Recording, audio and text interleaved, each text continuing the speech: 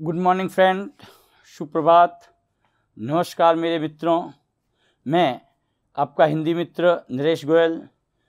आज का जो अपन का टॉपिक है मित्रों वो है व्युत्पत्ति अर्थात रचना के आधार पर शब्द। तो देखिए मित्रों कि जब अपन कहते हैं कि व्युत्पत्ति ऑब्लिक रचना के आधार पर शब्द, देखिए मित्रों इसको मैं बहुत ही आपको आसान ट्रिक से समझा रहा हूं। उम्मीद करता हूं कि आप इसको बराबर ध्यानपूर्वक इसको देखेंगे। देखिए मित्रों कि उत्पत्ति, इतिहास, स्रोत वो था शब्द का पहला पार्ट। अब है शब्द का दूसरा पार्ट, वो है व्युत्पत्ति अर्थात रचना के आधार पर शब्द। देखिए मित्रों इसके पार्ट होते हैं तीन, एक, ये दो और ये तीन। सबसे पहला जो पार्ट है मित्रों वो है मित्रों अपन का रूढ़ शब्द। कौन सा शब्द है? रूढ़ शब्द है। दूसरा जो पॉइंट है अपन का वो है यौगिक शब्द। और तीसरा जो पॉइंट है मित्रों वो है अपन का योग रूढ़ शब्द। अब देखिए मित्रों तीनों को अपन एक साथ लेके चलेंगे जिससे अपन को ये भी पता चल सके कि वो है क्या, उसके अंदर अंतर क्या है, और हमें कैसे पता चले कि ये रूढ़ है कि यौगिक है कि योग रूढ़ शब्द है। तो पहले तो अपन चलते हैं मित्रों रूढ़ शब्द की ओर। रूढ़ शब्द में देखिए आप इसकी जो परिभाषा है, क्या है परिभाषा, उसको लेते हैं अपन। तो रूढ़ शब्द के अंतर्गत जो परिभाषा अपनी जो बनती है वो परिभाषा है मित्रों कि वे शब्द जो वर्षों से प्रयुक्त होकर अपने विशेष अर्थ के लिए रूढ़ित हो गए हैं, ऐसे शब्दों को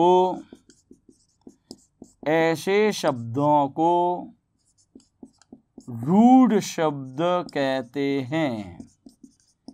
ऐसे शब्दों को रूढ़ शब्द कहते हैं। देखिए मित्रों रूढ़ का मतलब क्या होता है कि पुरानी परंपरा है, इसी से बना है रूढ़िवादी।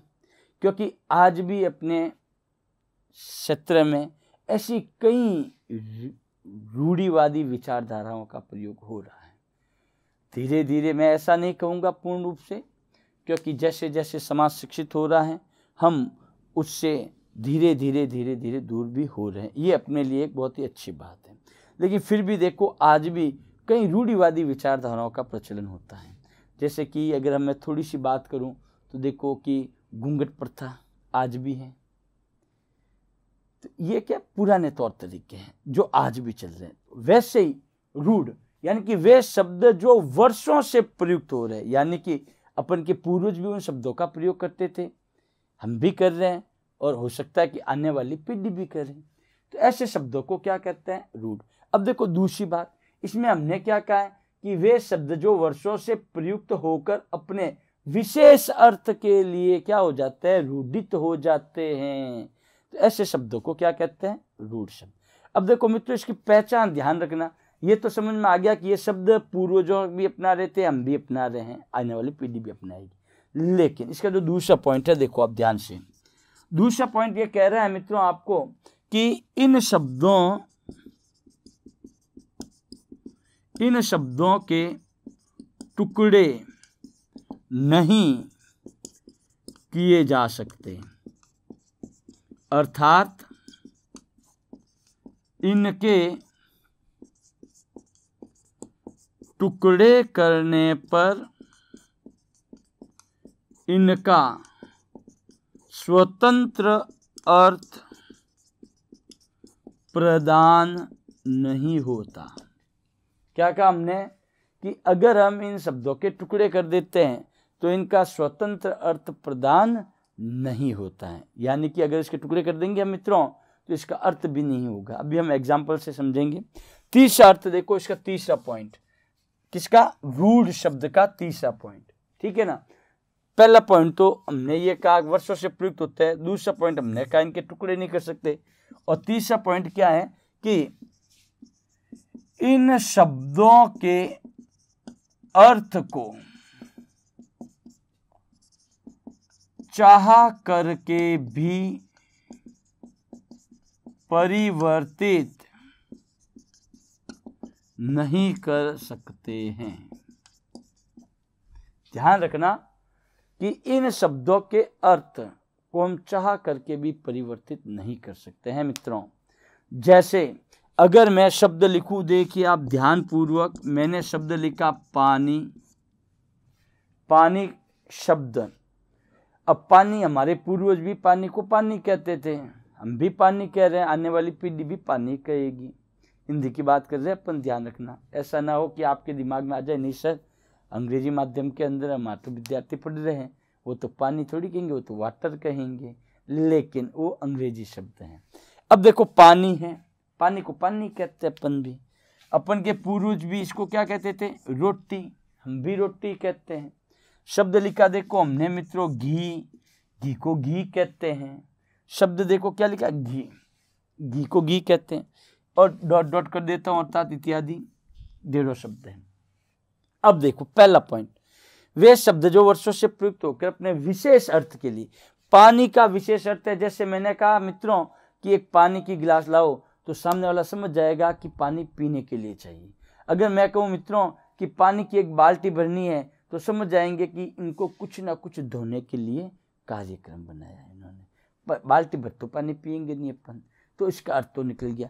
अब जैसे रोटी है तो रोटी आपको पता ही है कि रोटी खाने के लिए काम आती है, घी है व्यंजन बनाने के लिए, रोटी को ऊपर लगाने के लिए इसका प्रयोग चाहिए। अब देखो मित्रों दूसरा जो पॉइंट है, इन शब्दों के टुकड़े नहीं किए जा सकते। अगर जैसे कि शब्द देखो मैंने लिया है रोटी, अब रोटी में से मैं रो अलग कर दूं ना टी अलग कर दूं, क्या कर दूं, रो अलग कर दूं टी अलग कर दूं।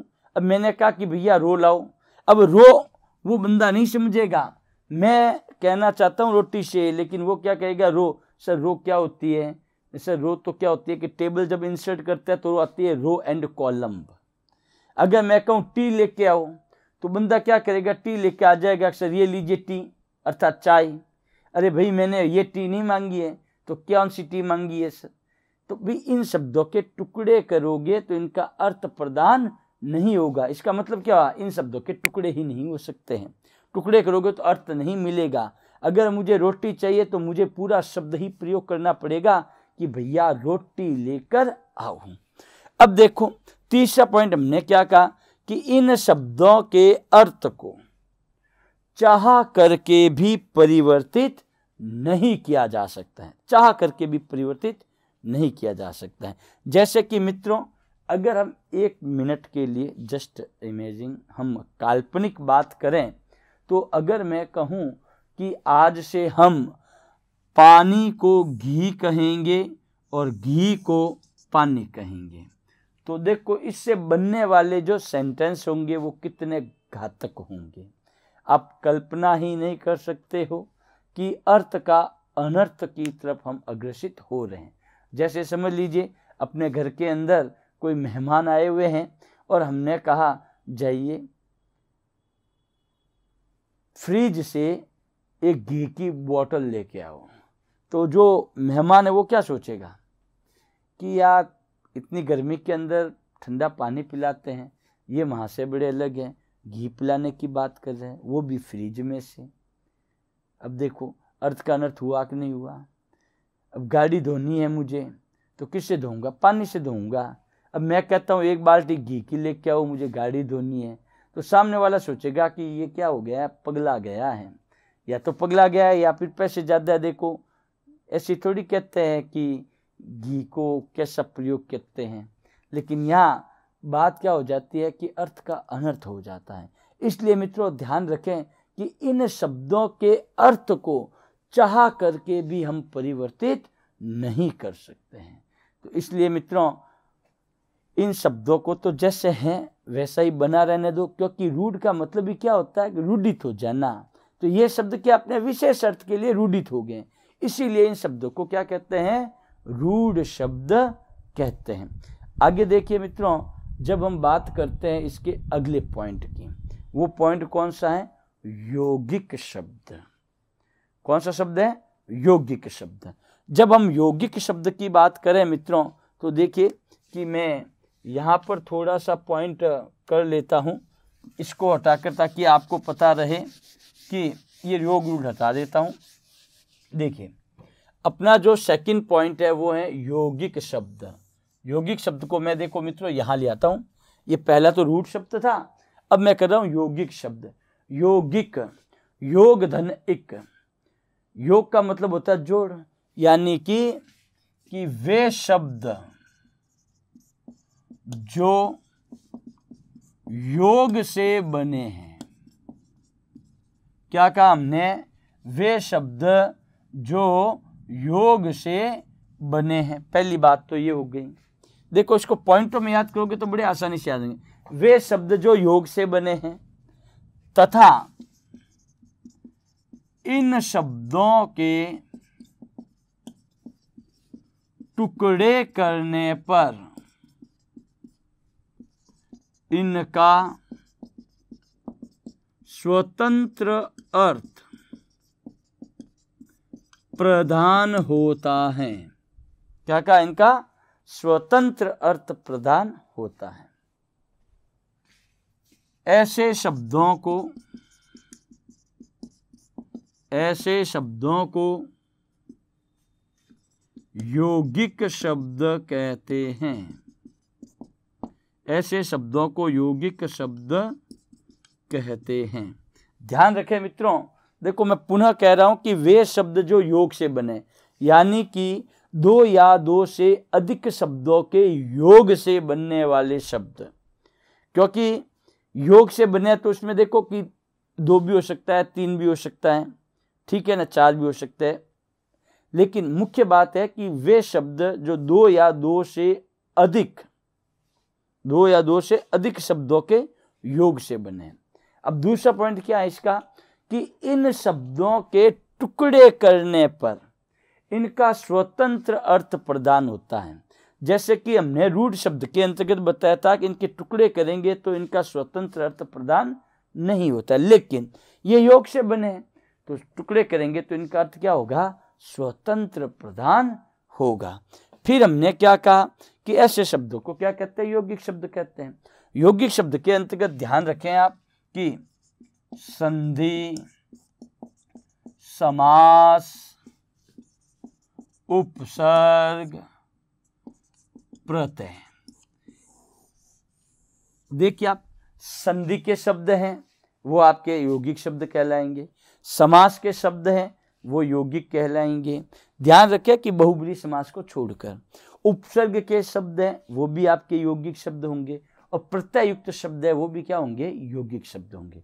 जैसे अगर अपन उदाहरण निकालें यहाँ पर संधि के शब्द की, एक कॉमन सा शब्द ले रहा हूँ जो आपके रटाया है, शुरू से आप इसको पढ़ते आए हैं, वो शब्द है मित्रों आपका विद्यालय। शब्द क्या है, विद्यालय। अब देखो मित्रों डेफिनेशन कैसे बनाते हैं, इसको याद कैसे करते हैं। तो देखो विद्यालय शब्द है, जब मैं विद्यालय के टुकड़े करता हूँ यानी कि इसका संधि विच्छेद करता हूँ तो ये क्या बनेगा, विद्या धन आलय। अब देखो कि विद्या अलग शब्द है, आलय अलग शब्द है, इन दोनों का योग किया तो शब्द क्या बना, विद्यालय बना। यानी कि ऐसे शब्द जो योग से बने हैं उन्हें क्या कहते हैं, यौगिक शब्द कहते हैं। अब देखो टुकड़े किए हमने, विद्या धन आलय, इनका स्वतंत्र अर्थ, विद्या का अर्थ क्या होता है मित्रों, शिक्षा। आलय का मतलब क्या होता है, भवन ऑब्लिक स्थान। विशेष रूप से तो आलय भवन से लिया जाता है, अर्थात जिस भवन के अंदर शिक्षा दी जाती है उसे हम क्या कहते हैं, विद्यालय कहते हैं। टुकड़े भी हुए, स्वतंत्र अर्थ भी प्रदान हुआ, इसलिए ये कौन सा शब्द कहलाएगा, यौगिक शब्द। अब देखो मित्रों, संधि के बाद में अगर मैं बात करूं समास की, किसकी बात करूं, समास की, तो समास में भी देख लीजिए कि इनके भी अर्थ बनते हैं, टुकड़ों के अंतर्गत भी बनते हैं, ठीक है ना। जैसे कि मैंने कहा कि ले सकते अपन जेब कतरा, शब्द क्या लिया, जेब कतरा, ठीक है। तो जेब शब्द अलग है, कतरा बोले तो कतरना, तो जेब को कतरने वाला। अगर मैं कहूं नैनाभिराम, नैनाभिराम, तो नैनाभिराम में देखो नयन धन अभिराम, ये नयन धन अभिराम, ये तो हो गया संधि विच्छेद। इसी का समाज में कन्वर्ट करता हूं तो क्या बन जाता है कि नैनो को अभिराम, किसको अभिराम मिल रहा है, नैनो को अभिराम बोल ठहरा हूं। अब आता है देखो उपसर्ग, क्या आता है, उपसर्ग। उपसर्ग की जब हम बात करें मित्रों तो शब्द एक बहुत ही अच्छा सा लिखता हूं मैं, अमर। अमर के जब मैं टुकड़े करता हूं तो ये बनता है अ प्लस मर। अ का अर्थ होता है न ऑब्लिक नहीं, मर बोले तो मरना। अब देखो अमर की बात हो रही है, अ प्लस मर, अ बोले तो न या नहीं, मर बोले तो मरना, यानी कि जो कभी मरे नहीं वो क्या कहलाएगा, अमर। इसमें उपसर्ग कौन सा है, अ। अब देखो मित्रों हम लेते हैं प्रत्यय का, क्या लेते हैं, प्रत्यय का। प्रत्यय युक्त भी शब्द जो बनते हैं वो भी क्या बनते हैं, आपके यौगिक शब्द ही बनते हैं। अब देखिए प्रत्यय के अंतर्गत, क्योंकि देखो कि अगला जो एक पॉइंट आएगा अपन का, संज्ञा से भाववाचक संज्ञा बनाना, ठीक है ना। अब देखो यहां मैं बता रहा हूं कि प्रत्यय के अंतर्गत जैसे कि एक शब्द हमने लिया है मानव, शब्द क्या लिया है, मानव। अब प्रत्यय की बात करते हैं तो इसके जब टुकड़े करता है तो ये बनता है मनुधन अ। अ क्या है, प्रत्यय है, ध्यान रखना मित्रों। और जब ये किसी संज्ञा के साथ प्रत्यय लगता है यानी अप्रत्यय लगता है तो ये किसका बोध कराता है, संतान का। तो इसका तात्पर्य क्या हुआ कि हम सब किसकी संतान है, मनु की संतान है।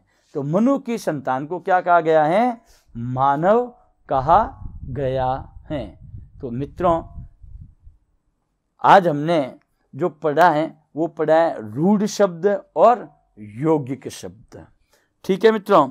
और अब बचता है अपन का एक लास्ट पॉइंट, वो है योग रूढ़ शब्द। कौन सा बचता है, योग रूढ़ शब्द। देखिए मित्रों मैं यहां लिख देता हूं, ये योग रूढ़ शब्द। योग रूढ़ शब्द जो हैं योग से भी बना है और रूढ़ित भी हुआ है। इसका तात्पर्य क्या हुआ कि ऐसे शब्द जो योग से बने हैं किंतु इनके टुकड़े करने पर इनका स्वतंत्र अर्थ प्रदान न होकर कोई तीसरा ही अर्थ प्रदान होता है। क्या कहा, तीसरा ही अर्थ प्रदान होता है। देखिए मित्रों योग रूढ़ शब्द से तात्पर्य क्या है कि ऐसे शब्द जो योग से बने हैं किंतु इनके टुकड़े करने पर इनका स्वतंत्र अर्थ प्रदान न होकर कोई तीसरा अर्थ प्रदान हो, तो वो क्या कहलाएंगे, योग रूढ़ शब्द। और ध्यान रखें मित्रों, स्टार करके बता रहा हूं कि बहुव्रीहि समास के उदाहरण वो सारे किस में आएंगे, आपके योग रूढ़ शब्द में आएंगे। जैसे कि देखो मित्रों हम यहां लिखते हैं कि दशानन, शब्द क्या लिखा, दशानन। जब इसके कहते हैं तो क्या होता है कि 10 हैं आनन जिसके वह क्या कहलाएगा, रावण। तीसरा अर्थ प्रदान हुआ कि नहीं हुआ, तीसरा अर्थ निकल गया रावण। अब त्रिनेत्र, 3 है नेत्र जिसके। शब्द लिखा वाल्मीकि। वाल्मीकि का तात्पर्य क्या है कि वाल्मीकि से उत्पन्न हुआ है जो, वह क्या कहलाया, वाल्मीकि। तो इसलिए ध्यान रखें मित्रों कि बहुब्रीहि समाज के जो भी उदाहरण है वो सारे किस में आएंगे, योग रूढ़ शब्द में आते हैं। अब देखो मित्रों, तीनों को अगर एक साथ अगर हम बात करें तो देखो कि विशेष अर्थ के लिए रूढ़ित हो गए वो तो रूढ़ शब्द, योग से बने टुकड़े किए स्वतंत्र अर्थ मिला तो यौगिक शब्द, अन्य कोई योग से बना है टुकड़े करने पर अर्थ प्रदान नहीं होता है लेकिन 30 अर्थ देता है, वो क्या होगा? योग रूढ़ शब्द। ध्यान रखें मित्रों, पुनः संधि, समास, उपसर्ग और प्रत्यय युक्त शब्द सारे किस में आएंगे? यौगिक शब्द में आएंगे। किस में आएंगे? यौगिक शब्द में आएंगे। और अगर बहुब्रीहि समास के उदाहरण आते हैं तो वो किस में आएंगे? आपके योग रूढ़ शब्द में। तो इसी के साथ मित्रों आज का जो अपन का टॉपिक था कौन सा? व्युत्पत्ति अर्थात रचना के आधार पर शब्द। यहां हम विराम लेते हैं मित्रों एग्जाम परीक्षा के अंतर्गत प्रश्न सीधा ही आता है, निम्न में से यौगिक शब्द कौन सा है, निम्न में से योग रूढ़ शब्द कौन सा है, निम्न में से रूढ़ शब्द कौन सा है। तो ऐसी स्थिति में हमें ये पता चल जाता है कि अगर उसमें संधि, समास, उपसर्ग या प्रत्यय का योग है तब तो वो यौगिक है, बहुब्रीहि समास है तो योग रूढ़ है, दोनों ही नहीं है तो स्वतः ही तीसरा पॉइंट क्या बचता है? अपना रूढ़ शब्द।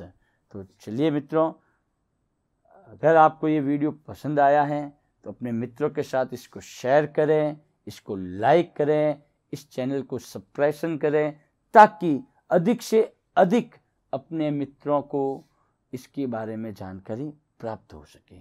और आपके इस शिक्षा के जगत के अंदर, इस शिक्षा के क्षेत्र के अंदर हमारा उद्देश्य सर्वदा यही रहता है कि हम जितना से जितना हो सके जितना आउटपुट विद्यार्थियों को दे सकें।